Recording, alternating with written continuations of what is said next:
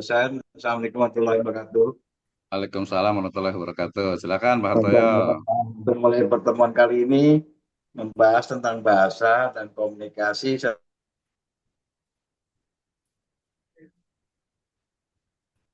Ya, siap. Lanjut suaranya. Suaranya ngilang kayaknya. Gitu kan. Mungkin sih. Nah, bagaimana caranya mengatur pola bahasa yang baik dan benar? Bagaimana, Pak dosen? Hmm. Tadi suaranya agak hilang ya, tapi tadi pertanyaan Iya, terakhir itu adalah bagaimana mengatur pola bahasa iya, yang baik dan benar yang iya, runut seperti itu ya. betul betul. Oke, baik. Satu dulu ya, nanti kalau kebanyakan nanti suka lupa satu-satu dulu. Jawabannya Ya, adalah jawabannya itu mudah ya. Pertama adalah bahwa bahasa itu adalah manifestasi dari pengetahuan seseorang ya, oh, selain juga skill atau kemampuan yang memang dilatih secara terus-menerus. iya. Ya, jadi jawabannya dua. Pertama adalah implementasi atau manifestasi dari keilmuan seseorang. Yang kedua itu adalah hasil dari latihan secara terus-menerus. Ya, saya ingat sekali nih ya, saya dulu waktu kecil itu pemalu gitu ya. Kemudian juga ketemu orang juga nggak enak gitu. Kadang kalau ada tamu itu saya suka lari ke belakang gitu ya. Tapi lama-lama tuh karena udah ngajar, kebetulan saya ngajar tuh dari tahun 2007 di perguruan tinggi.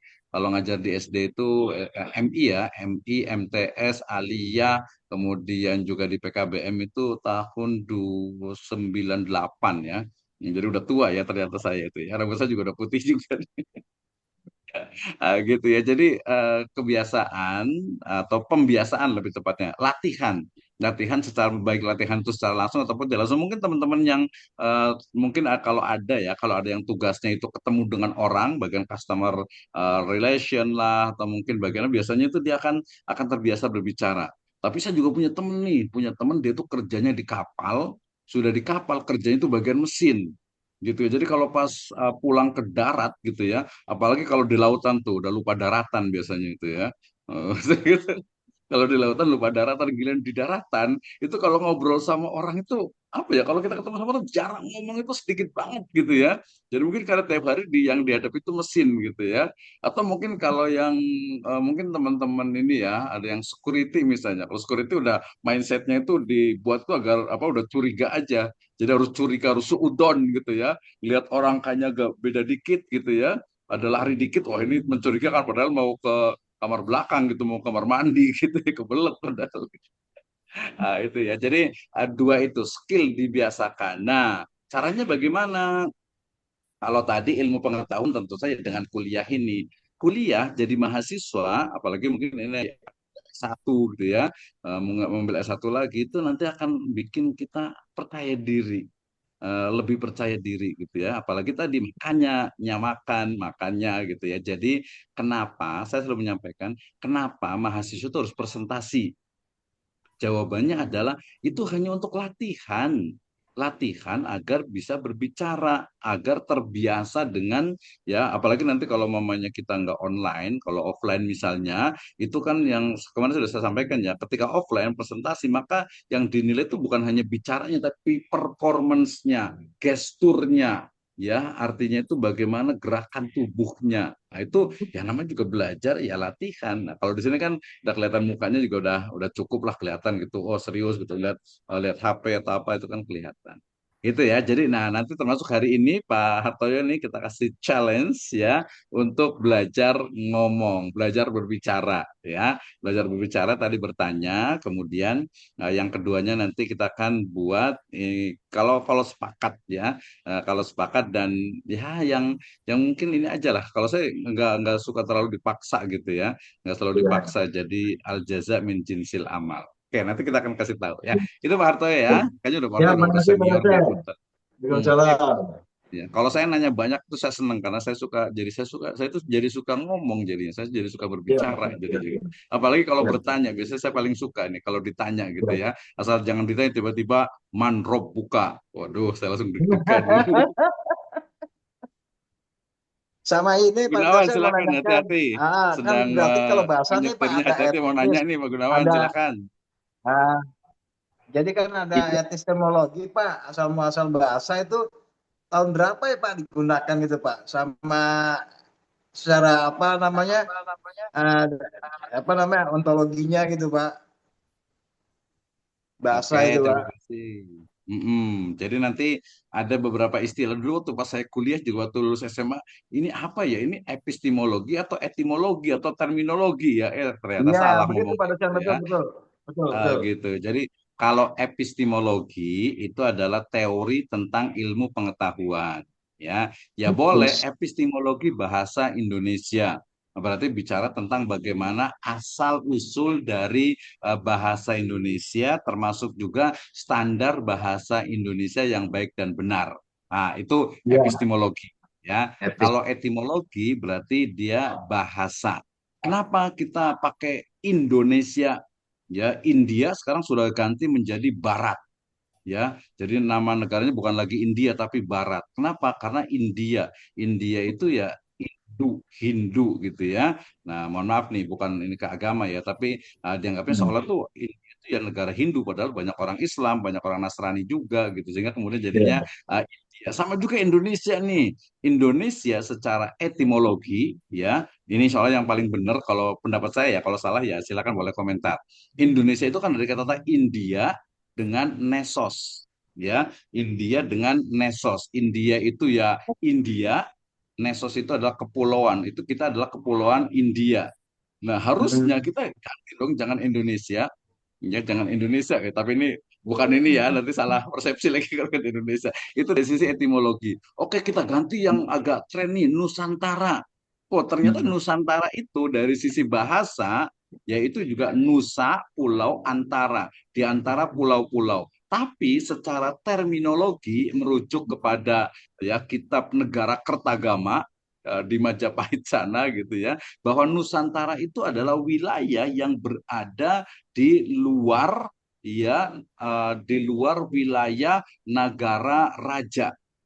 Ya, di sini Nusantara itu adalah apa? Ya kita sebut sebenarnya Jawa bagian barat, Pajajaran, kemudian Sumatera, Borneo, Celebes, Papua, kemudian Sabah, Semenanjung Melayu, itu Nusantara. Ya sementara Pulau Jawa itu bukan Nusantara, gitu ya. Tapinya nih bahasa itu kan berkembang. Sehingga kemudian ya bisa saja kita mengklaim, oh ya udah kita Nusantara, ya udah tetap kita Indonesia lah, walaupun kita masih disebut sebagai Kepulauan India gitu ya, padahal bukan lagi Kepulauan India, kita udah Kepulauan Indonesia, tapi Indonesia juga gitu ya. Jadi ini Ya, juga tidak betul. kaku karena secara epistemologi bahasa itu terus berkembang gitu ya, Hmm. bahasa terus berkembang. Misalnya tulisan Allah ya, ALLAH, Allah gitu ya. Kemudian ada teman-teman yang oh saya nggak mau pakai A, saya maunya pakai O gitu ya, Allah gitu ya. Nah itu nanti oleh bahasa ada nanti dewan bahasa yang akan melakukan penyerapan bahasa, terutama bahasa asing ke dalam bahasa Indonesia. Misalnya apa nih, cuanki. Jadi makanan nih ya. Cuanki. Hmm. Nonton Pak Hartoyo, cuanki artinya Ya Pak. orang Sunda harus saya tahu ya, cuanki. Iya, bahasa Sunda Pak Sulman. Oke itu ya. Jadi apa epistemologi kemudian etimologi. Jadi kalau etimologi bahasa Indonesia tentu saja ini juga berkembang dan kalau secara apa dokumenter, secara data berbasis dokumen ya tentu saja yang tercatat itu adalah Hmm. Sumpah Pemuda gitu ya. Sumpah Pemuda itu yang tercatat ya. Walaupun Hmm. sebelumnya bahasa Melayu yang menjadi awal dari bahasa Indonesia itu menjadi bahasa persatuan di pulau-pulau di sekitar atau pulau-pulau yang berada di Asia, Southeast Asia, ya di Ya. Asia Tenggara ini. Seperti itu ya. Termasuk sebenarnya dulu juga sebenarnya bahasa Arab juga gitu ya. Termasuk bahasa Arab yang paling ada sekarang itu ya apa tulisan bahasa Arab. Di Malaysia misalnya tulisan bahasa Arab, tulisan tulisannya Arab, bahasanya menggunakan bahasa Melayu itu disebut dengan apa? Bahasa Jawi. Tapi di Jawi itu nggak ada gitu ya. Jawi itu Jawa, bersatu dari Jawa. Jawa itu kan sebenarnya Jawa Barat, Jawa Timur, Jawa Tengah itu juga sebenarnya Jawa juga itu ya. Bahkan Indonesia itu juga sebenarnya Al-Jawi sebenarnya itu ya. Yaitu sedikit inilah history gitu ya. Termasuk juga mungkin kalau di Malaysia itu kita ada es Bandung. Giliran ke Bandung nggak ada es Bandung, mana yang nggak ada. Saya pergi ke Sumatera Barat cari warung nasi Padang nggak ada. Ini warung nasi Padang kok nggak ada ya di Sumatera Barat gitu ya. Eh, Beda. Gitu ya. Itu perkembangan dari bahasa. Jadi menarik nih ya, perkembangan bahasa. Terima kasih Pak Harto. Yang lain nih ada yang Siap, mau siap. bertanya nggak? Makasih Pak dosen. Makasih Pak Sama, dosen. semangat. Izin, Pak dosen. Silakan Izin Pak Pak. Bab. Izin Eh, Pak dosen. sementara ini kan saya pribadi sendiri kan artinya sudah memulai masuk ke dalam dunia akademik. Nah, Mhm. yang menarik itu ketika bahasa itu secara akademik dan bahasa secara di lingkungan masyarakat itu kan jadi penilaian yang bersumber dari tingkat keintelektualan seseorang. Satu itu ya. Ya betul. Secara akademik minta saya kepada Bapak dosen untuk jelaskan tentang apa sih daripada bagian akademik di dalam bahasa Indonesia satu. Itu ya. Yang kedua mengenai pustaka, daftar pustaka. Saya kemarin waktu mengerjakan tugas yang diberikan Pak dosen, izin saya tidak memasukkan daftar pustaka karena memang Mhm. secara pengetahuan orang yang rajin membaca secara otomatis dia akan mengetahui ilmu. Ya, dianggaplah ada juga perkataan bahwa buku itu jendela dunia kan begitu. Jadi Mhm. untuk daftar pustaka itu saya minta diberikan keterangan adakah kriteria cara untuk menempatkan satu analisis ataupun proposal dan lainnya yang terkait dengan penulisan dengan daftar pustaka itu sendiri terkait dengan inti daripada isi tentang analisis ataupun proposal dan lainnya. Kiranya itu mungkin Pak dosen mungkin dapat dicerna pertanyaan saya. Ya, baik, terima kasih. Saya panggil Kang Usep ya, luar biasa sekali nih, semangat sekali nih ya. Jadi mungkin tadi perlu diluruskan bahwa saya ngajar baru 2 kali, jadi saya belum pernah ngasih tugas ya, mungkin dari dosen sebelumnya. Tapi kalau kuliah saya juga biasanya nggak kasih tugas Pak, tenang aja, santai aja. Kita nggak ada tugas gitu ya, tidak ada tugas di mata kuliah saya. Ya, tenang aja. Yang ada itu hanya challenge untuk mengassessment saja. Ya, untuk mengassessment saja. Karena beda antara ujian dengan asesmen itu mestinya berbeda. Itu yang pertama.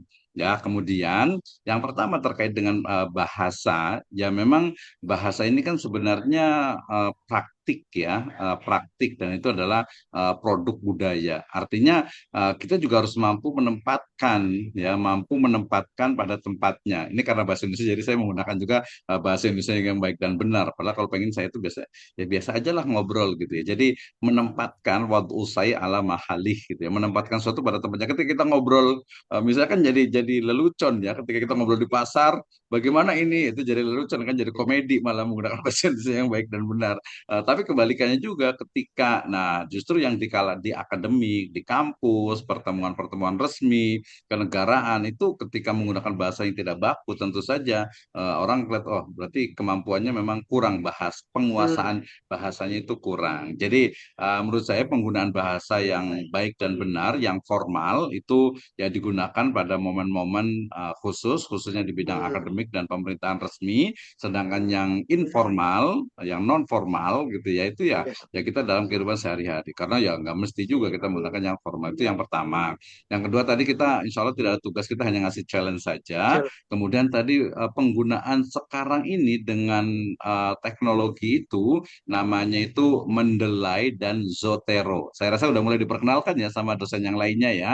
Jadi cara untuk menuliskan daftar pustaka secara otomatis ya menggunakan Mendeley dan juga Zotero. Ya, sebenarnya ada beberapa yang lain tapi yang standar itu biasanya dua itu. Jadi cukup kita klik kemudian kita ambil nama akhirnya kemudian jadinya langsung nanti bibliografinya daftar pustaka itu kita tidak perlu mengetik kembali. Ini biasanya yang muda-muda nih ya. Nah, yang muda-muda ya. Ini juga masih muda semuanya nih. Pak Osip juga masih muda ini ya. Muda itu juga saya ini ya. Pak Saiful juga masih muda nih kelihatan nih mukanya nih, Masya Allah nih ya. Pak Agung juga ya. Nah, tapi yang dimaksud dengan Pak Osip itu sebenarnya adalah bagaimana cara meletakkan kutipan di teks gitu ya. Betul, Nah, betul, Pak. ini memang ya mudah lah gitu ya. Seperti contohnya seperti ini. Ketika saya akan mengungkapkan tadi misalnya, oh Imam Al-Ghazali mengatakan bahwasanya jika Anda bukan anak raja, bukan pula anak seorang ulama besar, maka menulislah. Nah, saya kan nggak bisa mengatakan ini kata siapa nih Imam Ghazali nulisnya di mana nih, ngomong di mana nih. Barulah saya kutip di situ. Al-Ghazali ya, koma misalnya 1960. 60 itu terbit bukunya bukan orangnya. Ya, berarti saya mengambil dari bukunya Ihya Ulumuddin ya yang terbitnya di tahun 1960, 1960. Nah, seperti itu ya. Atau mungkin jadi meletakkan referensi itu adalah ketika kita mengutip pendapat orang lain, maka harus diikuti, harus ada di sana referensinya. Nah, seperti itu ya. Nah, jadi ini juga dalam Islam juga ada tuh dalilnya. Hmm. Mimbarokatil ilmi idhofatul qaul ila qailiha. Kok Salah satu dari keberkahan ilmu adalah menisbatkan, menyandarkan sana suatu pendapat ide kepada pemiliknya. Jadi copy paste itu terancam dengan riwayat ini. Jadi tidak berkah ilmunya kalau tesisnya, skripsinya itu copy paste gitu ya, iya. copy paste gitu ya. Apalagi bilang ini punya orang, dibilang punya sendiri, itu tuh nggak berkah itu ilmunya itu ya. Ini tugas orang yang bikin bilang tugasnya sendiri yang bikin, oh nggak berkah itu ilmunya itu ya. Kecuali mungkin kalau pakai akad ijaroh kali ya, mungkin Hmm. akad ijaroh jual, tapi bukan jual beli ijazah jadinya nanti gitu ya. Bikin di mana ijazahnya itu? Oke, nah, jadi urutannya, sistematikanya begini. Saya memiliki pendapat seperti ini. Misalnya begini ya, kesehatan di dalam Islam itu sangat penting. Oleh karena itu, setiap Muslim ya diperintahkan untuk selalu menjaga kesehatannya. Titik. Ini siapa yang bilang nih? Oh, ternyata ada mungkin di Al-Quran, ada mungkin di hadis, atau mungkin di misalnya Al-Qanun Fitibnya Ibnu Sina, misalnya taruh di situ. Ya, terus salah satu dari bentuk menjaga kesehatan adalah dengan rajin meminum herbal. Wah, ini kata siapa nih? Oh, Hmm. mungkin Ibnu Qayyim nih dalam kurung Hmm. begini. Nah, perkembangan dari herbal saat ini sudah mengalami otomasi ya, mengalami ya perkembangan teknologi sehingga bukan lagi kita makan istilahnya itu daun apa tuh ya, daun bidara gitu ya, atau Hmm. mungkin kita minum makan apalah herbal-herbal itu, tapi sudah dalam bentuk kapsul gitu ya. Jadi ketika kita berbicara kemudian ternyata itu adalah kutipan dari orang lain, maka sebaiknya letakkan di situ kutipannya. Ya, kemudian kita berkomunikasi lagi, kita berargumentasi lagi. Nanti kalau ada orang lain yang berbeda pendapat lagi, kemudian kita sebutkan lagi. Seperti itu secara terus-menerus. Itu meletakkan referensi atau daftar pustaka Keren. yang benar. Oke, ya. Mas Ed, nanti kalau mama itu boleh Siap, offline, boleh ketemu, boleh nanya dan sebagainya untuk siap, siap. yang penting latihan. Terlalu banyak teori juga nanti nggak bisa juga gitu. Ini teori mulu gitu ya. Kalau biasa orang yang eksekutor biasa, kebanyakan teori ini, banyakan ngomong kayaknya deh. Oke, baik. Tadi Pak Gunawan ini ya mau bicara nih, hati-hati sambil nyetir ini ya. Silakan Pak Gunawan. Izin Pak dosen, mohon maaf sambil nyetir Pak dosen ya. Ya siap. Gimana?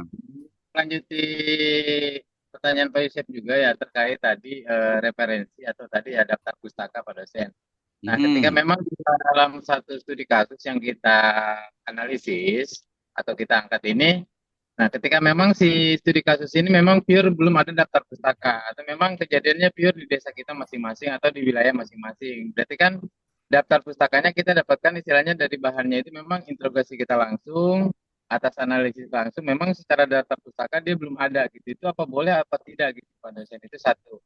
Yang kedua mungkin mohon maaf dari penulisan mungkin Pak dosen, apakah kita sesuaikan Mm-mm. dengan eh, subjek subjek dan predikat, artinya nah ketika kita membuat skripsi ataupun jurnal itu kan kadang-kadang ada yang harus menggunakan huruf besar atau kecil kan seperti itu ya. Apa itu Mm-mm. disesuaikan dengan apa dulu yang kita tulis atau memang boleh misalkan di awal kita menggunakan huruf besar, selanjutnya bisa huruf kecil semua atau seperti apa. Itu mungkin Pak dosen, mohon maaf. Oke, terima kasih Pak Gunawan ya. Mulai dari yang pertama tadi daftar pustaka ya. Jadi referensi atau daftar pustaka itu kan diperlukan ketika memang tulisan kita itu merujuk kepada daftar pustaka atau referensi. Kalau daftar pustaka berarti dia pustaka, berarti buku. Sementara kalau referensi berarti dia bukan hanya buku tetapi hasil wawancara ya, hasil mungkin juga observasi. Misalnya Pak Gunawan wawancara dengan owner ya dari salah satu klinik misalnya. Ini ngaruhnya di mana nih? Ya tulisnya wawancara dengan Bapak Haji Fulan pada tanggal sekian. Nanti ada tekniknya yaitu referensi. Nah, dalamnya siapa? Bapak atau Haji Fulan berarti Fulan 2025. Nah, jadi referensi seperti itu. Jadi masing-masing ya referensi itu adalah merujuk kepada sumber yang dikutip di tulisan. Nah, kesalahan fatal adalah ketika ya di tulisan ada referensinya, baik itu dalam bentuk body note atau footnote, tapi ternyata di daftar pustaka di referensi tidak ada. Atau sebaliknya, wah biar kelihatan nih daftar pustakanya banyak-banyakin gitu ya. Padahal tidak dikutip, itu juga tidak diperbolehkan. Oh, ini kan biar banyak kan daftar pustakanya gitu, padahal nggak dipakai ya lah, gitu ya. Jadi dia mesti yang ada di daftar pustaka atau referensi itu memang yang ada di tulisan di teksnya, di main teksnya. Nah, itu yang pertama gitu ya. Jadi nanti memang tinggal latihan. Jadi ya harus ada, kalau tulisan ilmiah itu ya harus ada daftar pustakanya. Walaupun tadi daftar pustakanya referensi lebih tepatnya itu bisa jadi wawancara, ya bisa jadi observasi gitu ya, itu ditulis bukan hanya buku. Sekarang tuh yang referensi utama di akademik ini adalah jurnal, ya jurnal, kemudian hasil penelitian. Ini saya rasa nih kalau sebagian di hukum, di Fakultas Hukum dengan di Fakultas Kesehatan itu saya rasa itu lebih banyak tuh artikel-artikel jurnal yang dibahas gitu ya. Oke ya, baik. Kemudian yang keduanya terkait dengan tadi untuk juga penulisan gitu ya, penulisan dan juga istilahnya itu dari sisi bagaimana ketika kita bisa tadi referensi sudah gitu ya, referensi sudah, kemudian ternyata ketika menulis itu, oh ternyata apa ya, jadi ada hal yang perlu mungkin ya untuk di titik tekannya. Nah, mungkin lebih spesifik Pak Gunawan. Yang kedua gimana tadi? Titik tekannya betul Pak dosen. Hmm? Dari sisi apanya? Yang kedua? Betul Pak dosen, di titik tekannya siapa, terus kan biasanya ada tingkatan itu apa boleh kita tulis singkatan atau memang harus sejelas-jelasnya tanpa disingkat gitu Pak dosen. Penekanan ini kan lebih arah si tulisan ini kemana gitu kan Pak dosen. Hmm. Ya, kayaknya tadi belum kejawab tuh yang kedua itu ya. Yang kedua itu Ya, kan kaitannya dengan ketika kita menulis, kemudian menggunakan bahasa Indonesia yang baik dan benar, kemudian dalam prakteknya ternyata mungkin ada hal-hal yang perlu dikonfirmasi misalnya, ya validitas dari datanya gitu kan. Betul seperti itu. Atau ada tambahan betul lagi, silakan. betul Pak dosen. Tadi yang kedua. Ya, yang kedua itu dari cara penulisan, maksud saya kan gitu ya. Mhm. Nah, misalkan di tulisan itu satu misalkan penggunaan penggunaan kosakatanya dari redaksinya apa kita sesuaikan dengan jenis-jenis, maksudnya bukan contoh jenis kegiatan atau jenis kasusnya apa. Nah, nanti kan di situ ada biasanya harus untuk mencirikan penegasannya itu maksud saya Pak dosen. Dalam Mhm. Ya, oke, baik ya. Betul ya. Jadi kalau di laporan penelitian termasuk juga skripsi ataupun artikel jurnal itu memang dalam penulisan itu merujuk kepada namanya itu template ya, atau gaya selingkung dari sebuah penulisan artikel ilmiah. Jadi harus mengikuti ya, harus mengikuti dari jenis fontnya, marginnya, ukuran size-nya, ya termasuk nanti ada kutipan-kutipannya, ya referensinya, sampai dari mulai awal abstrak awal sampai akhir penutup itu harus memang mengikuti ya, termasuk juga tadi sistematikanya gitu ya. Tapi kayak tadi yang kedua agak-agak saya agak lupa tuh. Ya, tadi sebenarnya nggak apa bukan itu sih kayaknya tadi yang saya tangkap gitu. Ada tambahan lagi nggak yang belum kejawab? Yang kedua mungkin yang cara penulisannya mungkin ya selain penekanan kan penulisannya biasanya kita menggunakan misalkan awal itu pakai huruf besar. Oh Itu iya sih pada saya. betul, ya oke itu maksudnya ya. Jadi ya ini kayaknya nih langsung deh Pak Gunawan saya kasih challenge dengan yang lainnya. Jadi challenge hari ini adalah membuat video ya cukup 1 sampai 2 menit. Ya, membuat video 1 atau 2 menit menjelaskan tentang kaedah-kaedah dalam bahasa Indonesia. Pilih satu kaedah, misalnya nih Pak Gunawan ya. Jadi kaedah menulis huruf kapital gitu ya dalam bahasa Indonesia. Ya, yang namanya huruf kapital, ya huruf besar, itu tentu saja adalah wajib ditulis di awal paragraf. Itu yang pertama. Yang kedua menunjukkan nama tempat, waktu, kemudian juga nama orang, nama diri, nama wilayah, ya kemudian gelaran, gelar ya, sanes kegelaran ya. Nah, itu wajib pakai huruf nama kota, nah, itu huruf kapital. Ya, kemudian juga huruf kapital itu digunakan untuk istilahnya hal-hal yang sifatnya itu memang kekhasan dari sesuatu, misalnya Bogor pasti B-nya besar walaupun ditulis di belakang. Ya, kota hujan, kota K-nya besar, H-nya besar hujan, gitu ya. Di sini ada Rahmah, R-nya berarti besar. Vina Febriani, P-nya besar betul, P-nya harusnya besar juga. Tapi ini karena Sunda biasa pakai Febriani, maksudnya Febriani gitu ya. P gitu ya. Kemudian siapa lagi nih? Ya kalau Siska Aryani S-nya besar, A-nya itu harusnya besar tuh. Neti Septiani N-nya besar, S-nya besar sudah betul ya. Zahra Rahma udah bener juga tuh ya. Husna H-nya besar jangan lupa gitu ya. Kalau Pak Saifullah ini ngiunya apa nih? Mungkin singkatan nih ya. U-nya itu besar kayaknya ada makna tersendiri itu ya. Jadi tugas untuk bukan tugas, challenge untuk Pak Gunawan adalah membuat video 1 menit atau 2 menit tentang kaedah penulisan dalam bahasa Indonesia. Saya kasih contoh begini, ya, nggak usah pakai Bismillahirrahmanirrahim, Assalamualaikum warahmatullahi wabarakatuh, nggak usah kelamaan, itu 1 menit juga habis itu.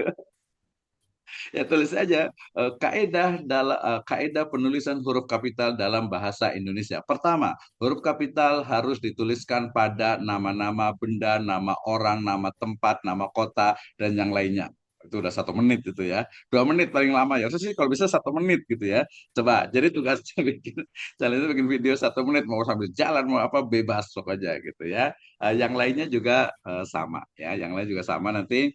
Silakan nanti boleh dikirim, boleh kalau punya medsos boleh taruh di medsosnya, kemudian juga apa bebas bahasanya ya tadi menggunakan bedanya itu challenge-nya adalah menggunakan bahasa Indonesia yang baik dan benar. Aduh malu-malu nih Pak saya mungkin yang akhwat yang perempuan malu nih ya udahlah jangan ngadep ke depan lah ngadep ke belakang aja nggak apa-apa yang penting ada suara. Gitu.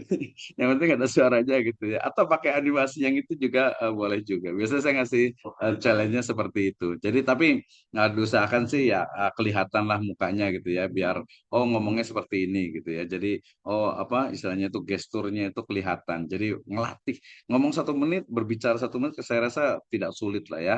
Ini challenge-nya.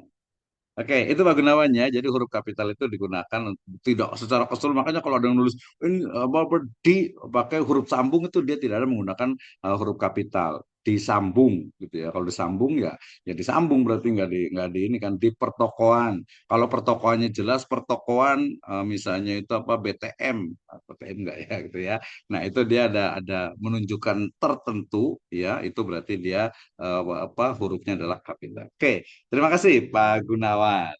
Ya, Terima kasih juga Pak dosen. oke baik.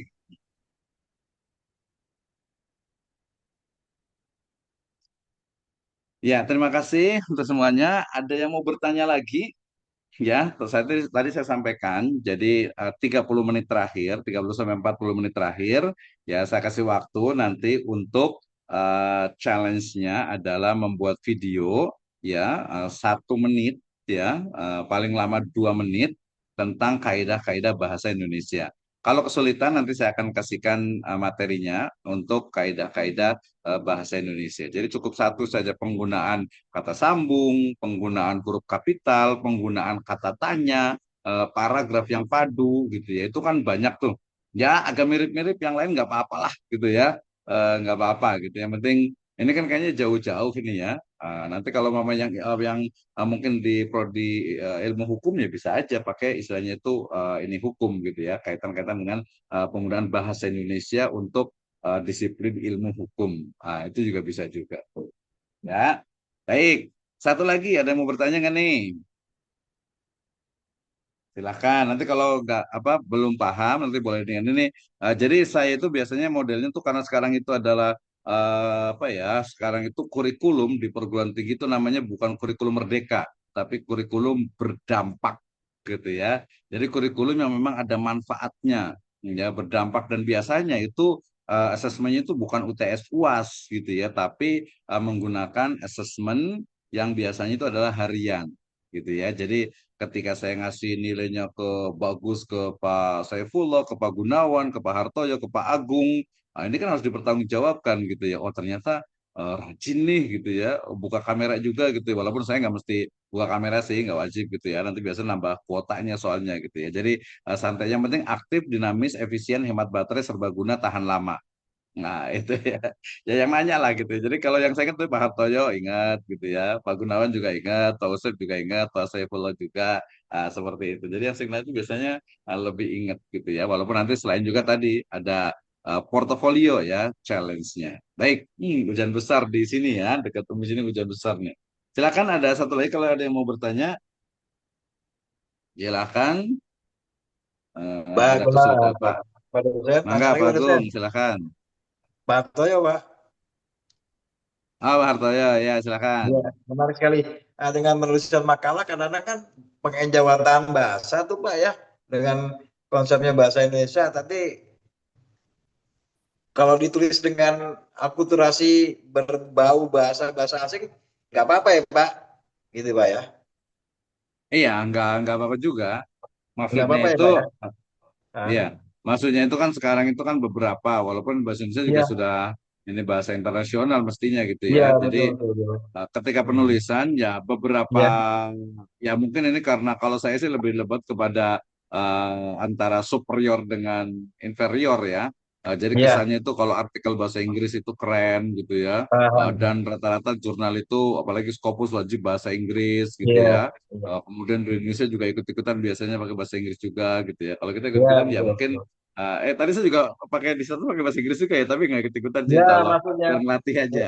ya, kan saya sudah Biar masukkan tadi biasa Pak juga Dosen bilang gitu itu ya. ya, bahwa bahasa Indonesia ini campuran dari Persia, Arab, Eropa, China, bahkan juga dari Melayu ya Pak ya. Jadi Iya betul. terakulturasi bahasa dengan pola komunikasi apa penjawatan ini Pak ya, kosakata ya Pak ya. Jadi gitu seperti itu Pak Misro. Iya Nah, Pak betul Dosen. betul.